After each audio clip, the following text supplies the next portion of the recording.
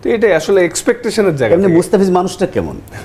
মানে ও আমাকে বলছিল অনেক দুষ্টু, কিন্তু 2017-এ চ্যাম্পিয়ন্স ট্রফিতে আমার বলতেছে হঠাৎ করে, আচ্ছা আপনি বলেন তো কোন একটা ক্রিকেটার আছে ইন্টারভিউ দেয় না?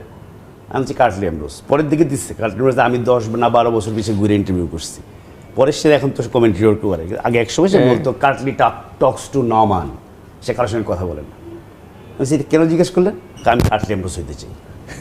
আমি ও তো সামনে মাইক্রোফোন ধরলে হু হা জি, এর বাইরে কোনো কথা বলে না এবং এটা ভয়ঙ্কর। কিন্তু আসলে মানে কার্টলি অ্যামব্রোস কারো ইন্টারভিউ দেয় না, ওই মুস্তাফিজ দাদারা জিজ্ঞেস করছে কোন প্লেয়ার ইন্টারভিউ দেয় না, সে শুনছে আর কি কারণ যে একটা প্লেয়ার আছে।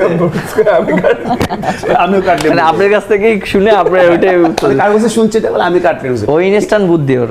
কিন্তু ট্যাপ রেকর্ডার না ধরলে বা ক্যামেরা না ধরলে কিন্তু খুবই মজার, অনেক ইন্টারেস্টিং কথা বলে, তাই না? অনেক মজার, অনেক সবাইরে নারে খোঁচায় ফাইজলামি করে, but of the field he is a very good teammate.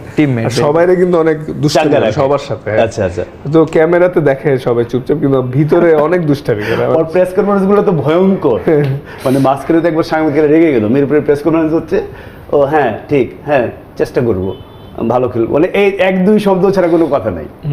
এটা কি প্ল্যান করে আসে নাকি ও নার্ভাস হয়ে যায়? নার্ভাস না, ও এনজয় করে না মিডিয়াতে এবং বেশি কথা বলতে, ও সিম্পল রাখতে চায় সব, এবং টিম মিটিং এও।